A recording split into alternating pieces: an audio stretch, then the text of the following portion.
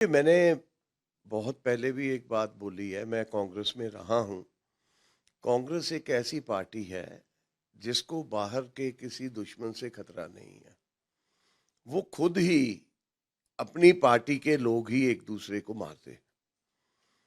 और जो हालात आज कांग्रेस के पंजाब में बने हैं, तो मैं समझता हूँ भी कांग्रेस किसी रेस में रह ही नहीं गई। किसी वक्त पंजाब में आज से साल पहले ये लग रहा था भी कांग्रेस एक अच्छा कंपटीशन देके एक सरकार बनाने की स्थिति में है। तो आज की डेट में मैं समझ रहा हूँ भी जितनी सीटें इनकी पहले थी 18, वही बचा के रख लें तो बहुत बड़ी एक गनीमत होगी। क्योंकि एक तरफ आप देख रहे हैं भी सारी सीनियर लीडरशिप करीब कोई 80-85 लोग बड़े लीडर जो हैं वो एंटी राजा वड़िंग के हैं।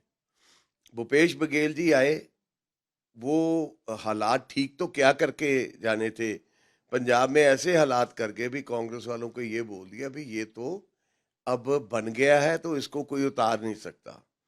तो क्या विकल्प रह गया कांग्रेस के पास? तो इसके ऊपर मैं समझता हूं भी कांग्रेस एक दुविधा में पड़ी हुई है।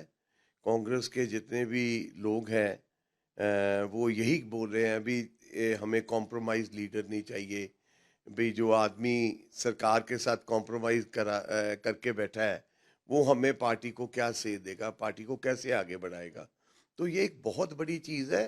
ये ऑपोजिशन वाले नहीं कह रहे, ये खुद कांग्रेस के लोग ही लीडर जो है ना वही कह रहे हैं अभी राजा वड़िंग जो है ये कॉम्प्रोमाइज करके बैठा हुआ है भगवंत मान के साथ।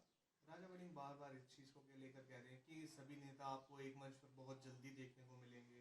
वहीं दूसरी ओर जो है एक बगावत के सुर साफ जो है वो नजर आए। जितने देर तक 6-7 दिन का दौरा जो है बघेल साहब का रहा, उसके बाद फिर अब वो दिल्ली चले गए हैं। देखिए राजा वड़िंग जो मर्जी कहता रहे भी सारे लोग सारे लीडर एक ही स्टेज पे दिखेंगे, वो तो नजर आ ही गई जब सब लोगों ने राणा गुरजीत सिंह के घर पे एक मीटिंग की। और मीटिंग में सभी पंजाब के जो वरिष्ठ नेता थे उन्होंने तो क्लियर कर दिया भी जी हमें राजा वड़िंग की कोई भी आ जाए तो हम उसके ऊपर हमें कोई आपत्ति नहीं।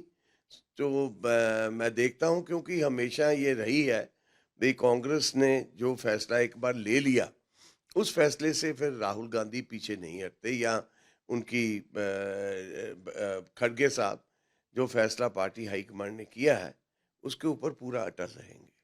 सर कल राजा वड़िंग द्वारा ये बात बोली गई है कि जिस प्रकार से बीजेपी ने भी लगातार कटाक्ष किए थे ये गुटबाजी को लेकर, उन्होंने कहा कि बीजेपी और आम आदमी पार्टी में जितने भी नेता गए हैं वो सभी कांग्रेस से ही गए हैं, इनके पास खुद के नेता तो है ही नहीं।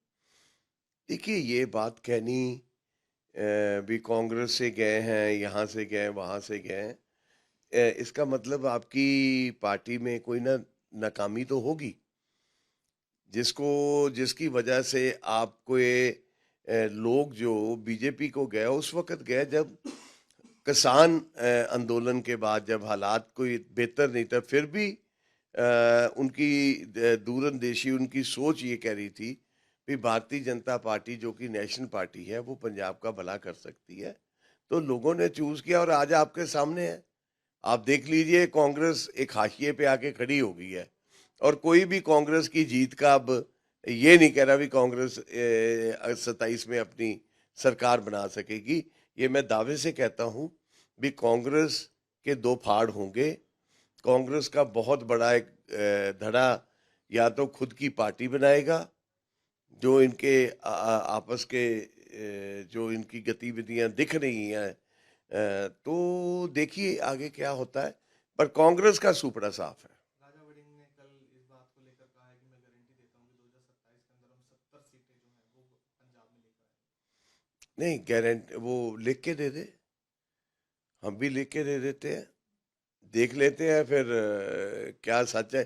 देखो उसने तो झूठा सच्चा कहना है क्योंकि वो पार्टी का प्रधान है, पार्टी ने उसे दोबारा नियुक्त किया, वो तो कहेगा ही। पर heart and heart he knows that Congress can not. मैं तो कह रहा हूं भी कांग्रेस अगर अपनी 18 सीटें भी रिटेन कर जाती है तो मैं गनीमत मानूंगा, क्योंकि इन हालातों में जहां कांग्रेस एक दूसरे के खुद ही खिलाफ हुई पड़ी, कोई आम आदमी पार्टी नहीं, कोई बीजेपी उनके ऊपर इल्जाम नहीं लगा रहे, वो खुद ही आपस में उलझे हुए हैं।